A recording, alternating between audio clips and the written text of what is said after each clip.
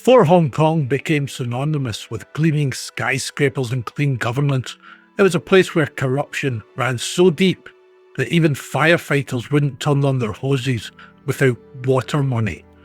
This is a story of how one man's escape from justice triggered a revolution in policing and what it might teach us about the crisis facing UK policing today. In the sweltering summer of 1973, a scandal was about to erupt that would forever change Hong Kong. But to understand its magnitude, we must first step back and examine Hong Kong of that era. The 60s and 70s Hong Kong wasn't the transparent financial centre we know today. Corruption wasn't just present, it was woven into the very fabric of daily life. The colony had developed as a free port since the mid-19th century, with the 1950s economy taking off dramatically amid manufacturing growth and population explosion. While the government maintained basic social order, demand for services far outstripped supply. This imbalance, coupled with lax supervision, transformed Hong Kong into fertile ground for corruption. What took root was a system of tea money, bribes that were paid for even the most basic services. Want a telephone installed? Pay up. Need firefighters to actually use their hoses when your property was ablaze? Better have that water money ready. Nowhere was corruption more entrenched than in the Royal Hong Kong Police Force. It wasn't just individual bad apples, the entire barrel had rotted. Corruption within the force was systemic and often syndicated in nature. Officers operated protection rackets and took payoffs from triads, drug dealers, gambling dens, and many prostitution rings. Many viewed their police salary as merely a baseline to be substantially supplemented through graft. Against this backdrop, one man would become the catalyst for change, but before his fall from grace, he was something else entirely. He was a hero. The hero of 1967, Peter Godber. Born in London on April the 7th, 1922, Peter Fitzroy Godber began his policing career humbly enough, serving as a constable in the Hastings County Borough Police for 4.5 years.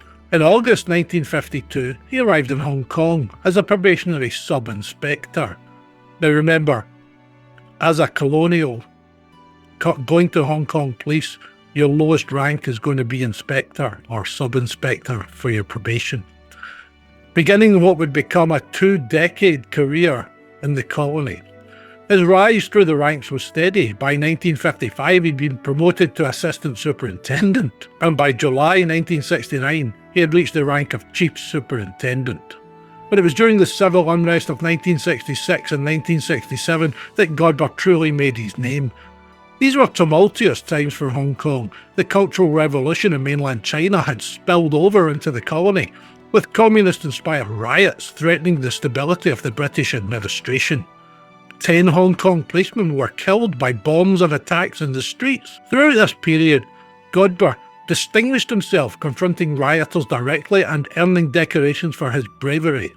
By the early 1970s, Godber was serving as Deputy District Commander of Kowloon, one of the most senior positions in the force. To the public and many colleagues, he had epitomised the ideal colonial police officer, brave, competent, and commanding respect. Few suspected that beneath this veneer lay one of the most corrupt officers in Hong Kong's history. It began, as many investigations do, with a seemingly minor discrepancy, a routine inquiry about a bank account. In 1971, an internal police unit discovered an unusual remittance from Hong Kong to Canada. A sum of Canadian dollars 12,000 had been transferred to a Canadian bank account under the name of P.F. Godber, a thinly disguised pseudonym for P.F. Godber. Charles Sutcliffe, who was leading the force's anti-corruption efforts, was astounded when this was reported to him. How had a chief superintendent amassed such wealth to be making these international transfers? The discovery prompted the launch of an internal investigation codenamed Havana. But Havana made little headway. The anti-corruption branch, still part of the police force itself, faced inherent limitations in investigating one of its highest-ranking officers. Whether due to deliberate obstruction or the systemic nature of corruption making internal investigation impossible, the investigation stalled. Then in early 1973, Godber applied for retirement, effective from July of that year. This move might have allowed him to depart quietly with his ill-gotten gains, but fate intervened.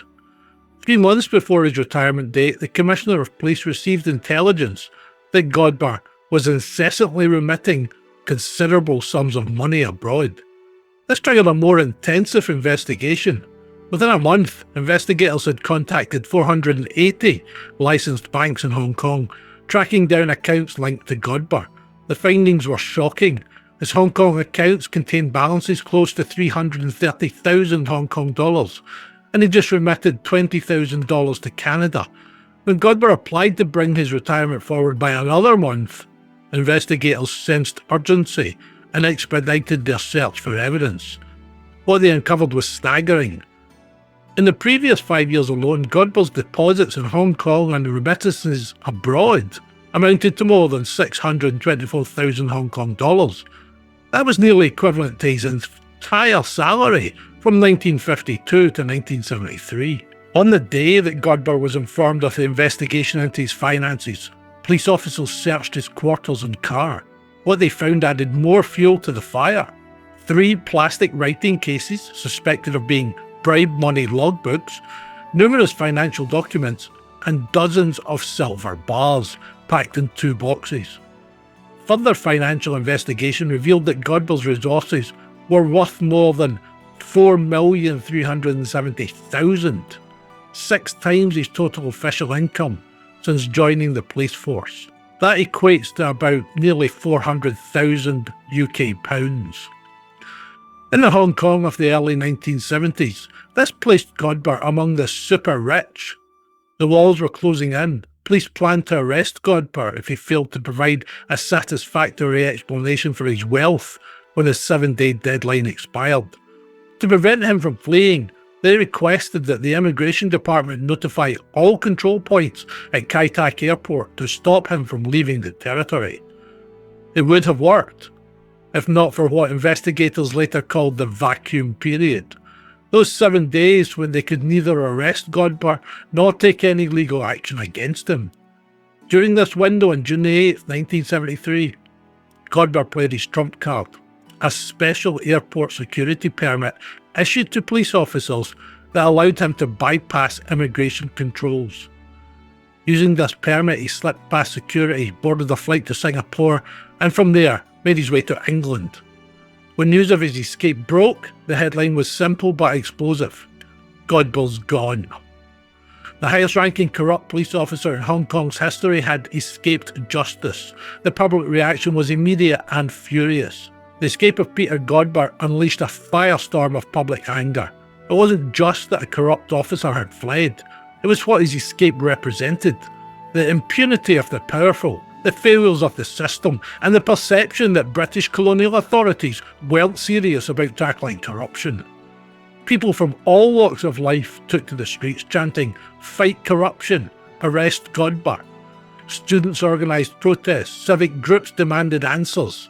The respected anti-corruption campaigner Elsie Elliott claimed to have evidence of collusion in Godber's escape, alleging a deliberate cover-up. The press coverage was relentless. The colonial government was facing not just a scandal but a crisis of legitimacy.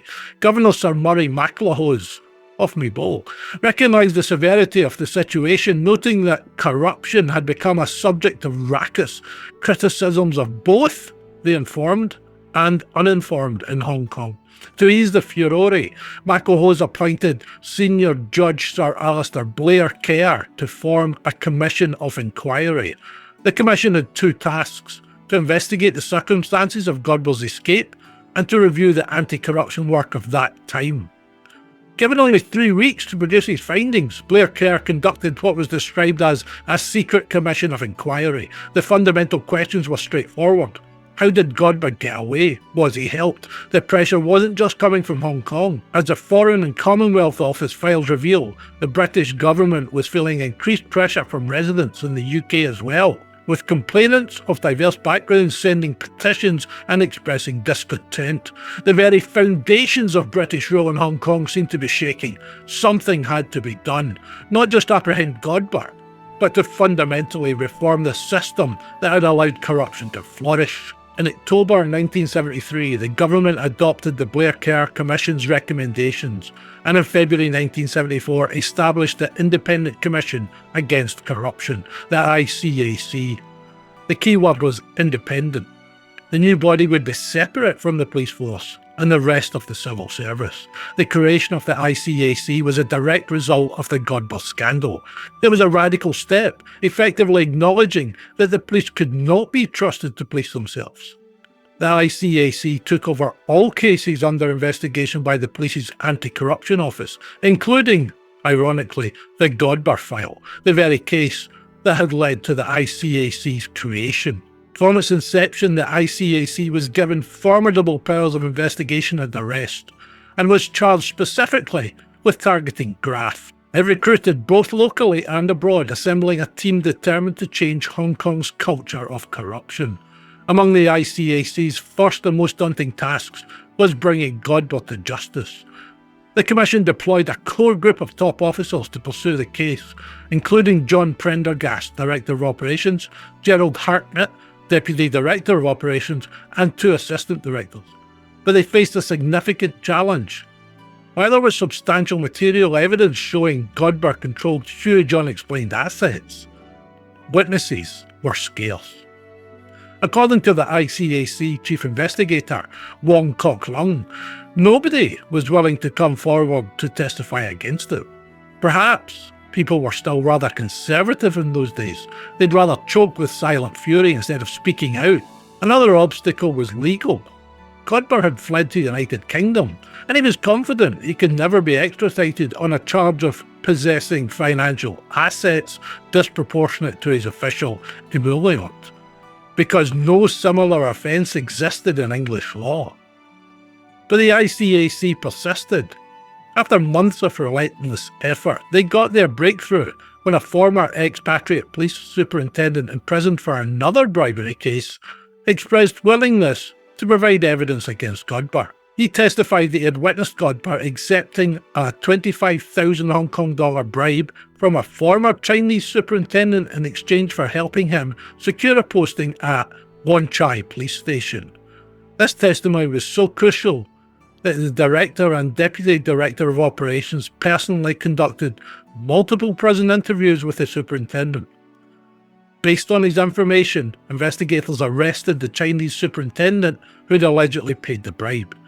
Both became tainted witnesses against Godber. Their testimony aligned with material evidence collected from Godber's residence, including handwritten notes, showing that after the Chinese superintendent paid his bribe, Godber's assets jumped by about 90,000 Hong Kong dollars. Armed with witnesses and mounting evidence, the ICAC worked with the UK police to arrest Godber on April 29, 1974. This began an 8-month extradition battle, with Godber fighting fiercely against being returned to Hong Kong and denying all allegations. Finally, the ICAC won their case with an extradition order from the London court. Godber was escorted back to Hong Kong on January 7, 1975, under exceptionally tight security. On February 17, 1975, Peter Godber stood trial at the Victoria District Court. The case was so significant that the government, for the first time, appointed a leading counsel from the UK as prosecutor, demonstrating both the importance of the case and the determination to combat corruption.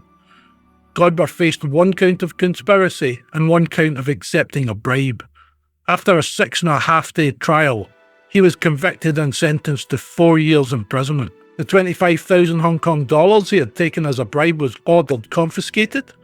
Judge Ti Lang Yang, who presided over the case, later noted, in this case, the maximum jail terms for the 2 offences Godber committed were 5 and 7 years respectively. When meting out the sentence, consideration was given to the year he had already spent in prison in England, so the actual prison term imposed on Godber was quite close to the maximum penalty. Godber appealed his sentence to the full court of the Supreme Court in Hong Kong and subsequently to the Privy Council in London, but both appeals were dismissed. Meanwhile, the ICAC filed a civil writ to try and recover the estimated 4 million Hong Kong dollars in assets suspected to be corrupt income.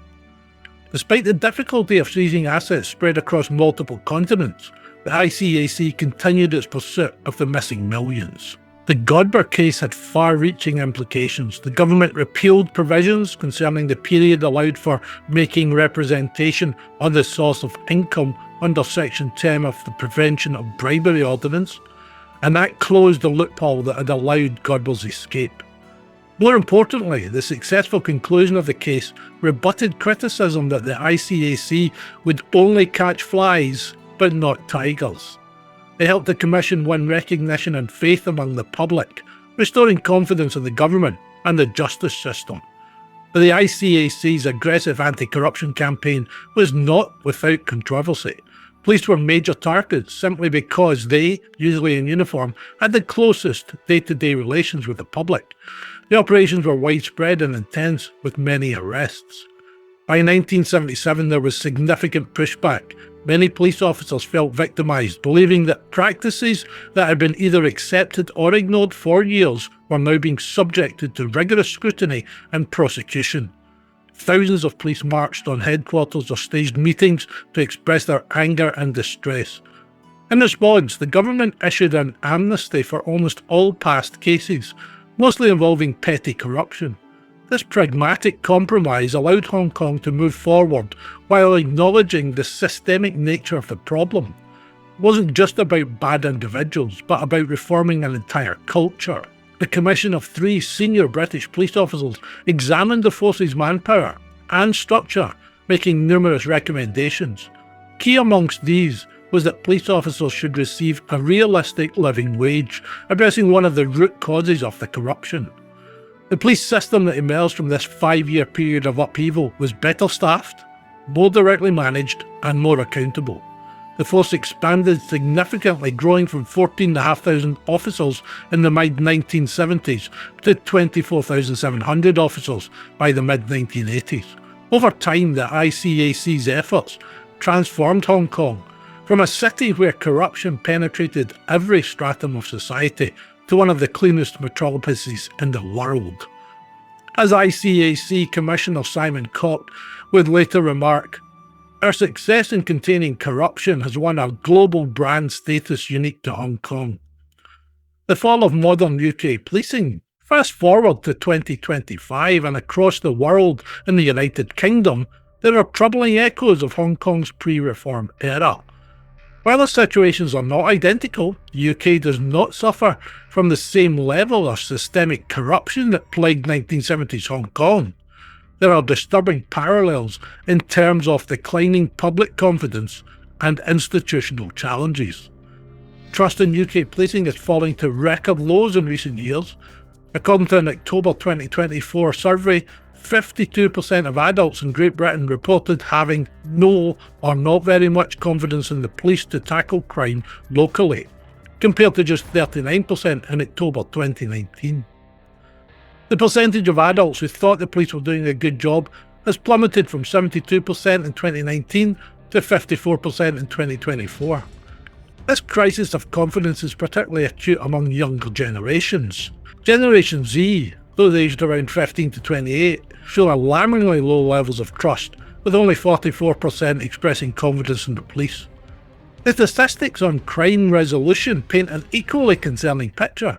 Between 2015 and 2023, the percentage of crime resulting in offenders being caught and taken to court fell from 16% to just 5.7%.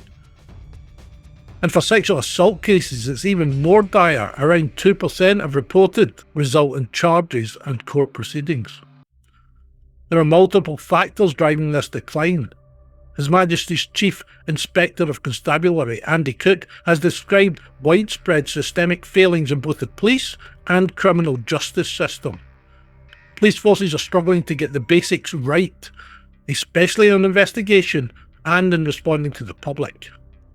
High-profile incidents of misconduct and criminality have further eroded trust. Just as the Godber case exposed deep issues in Hong Kong's police, recent scandals in the UK have revealed troubling patterns of behaviour within police ranks. There are also significant workforce issues. Many officers carry high workloads and don't feel valued for their work. A 2023 survey found that 73% of officers would not recommend joining the force. Perhaps of most concern is the fear factor developing among officers themselves. Rick Pryor, head of the Metropolitan Police Federation, highlighted that many officers are now reluctant to engage in proactive policing due to fears of being labelled as racists or facing career-ending complaints.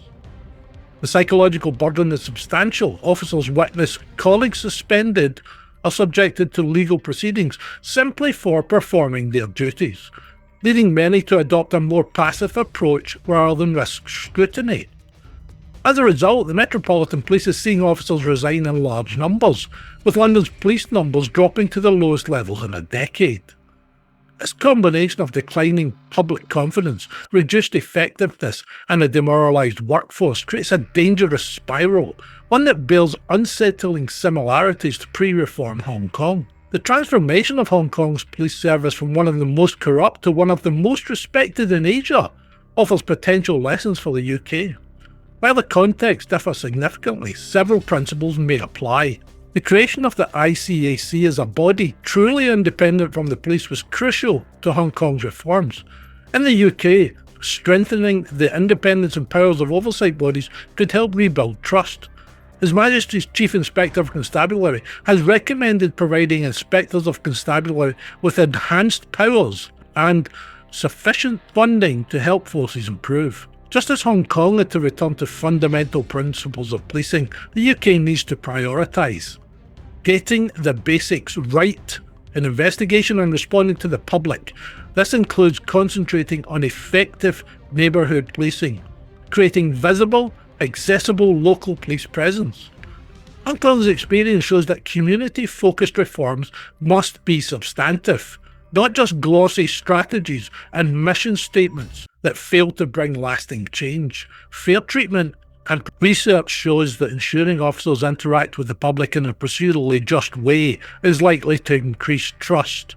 This means making fair decisions, treating people respectfully, and adhering to ethical standards. Hong Kong's reforms included ensuring police received a realistic living wage. While UK police compensation differs from 1970s Hong Kong, the principle of properly supporting officers remains valid. This extends beyond financial support to creating a culture where officers feel valued and protected when acting in good faith. A new training programme focused on conflict management and de-escalation showed promising results in one UK force, reducing the likelihood of officers using force by 10%. Expanding such evidence-based approaches could help rebuild trust by protecting both the public and officers.